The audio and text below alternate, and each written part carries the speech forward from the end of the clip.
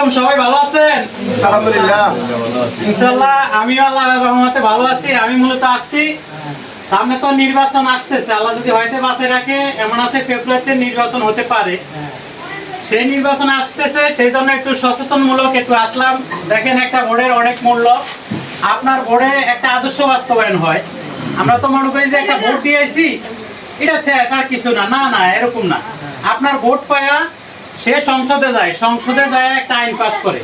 সে যদি সংসদে যায় দুর্নীতি করে, সেই জন্য আপনি নিজেও দায়ী। তাই একটা ভোটের জন্য আল্লাহর কাছে হিসাব দিতে হবে। সেই হিসেবে বলবো, সামনে যে নির্বাচন আসতেছে, সেই নির্বাচনে খুব চিন্তা ফিকির করে ভোটটা একটু দিবেন। কারণ আপনার ভোটের জন্য দেশের কোনো ক্ষতি না হয়ে যায়। বিগত দিন দেখছেন, এবং ৭১ সালে দেশ স্বাধীন হওয়ার পর থেকে অনেক দল এই দেশে চালাইছে নাকি? বিনিময়ে কি দেখছেন, এই দেশকে বিশ্বের কাছে 5 বার দুর্নীতিতে চ্যাম্পিয়ন হয়েছে, ছোট্ট একটা দেশ নাকি? শুধু একটা বার ইসলামী আন্দোলন হাত পাকাকে একবার জয় করে দেখেন, ইনশাল্লাহ আমরা এই দেশে কেরম রাষ্ট্র পরিচালনা করি একটু দেখেন।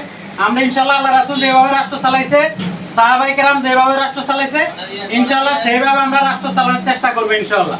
আর যদি দেশে কোরআনী আইন প্রতিষ্ঠা হয় আপনার ভোটের দ্বারা, এই কারণে আপনি নিজেও নেকি হবে, নেকি পাবেন। কারণ ইসলামী আন্দোলন ক্ষমতায় আসলে সকলকে নামাজি আলা বানানোর চেষ্টা করবে, মহিলাদেরকে পর্দা পজিশনে রাখার জন্য চেষ্টা করবে, তাদেরকে বুঝিয়ে সুঝিয়ে।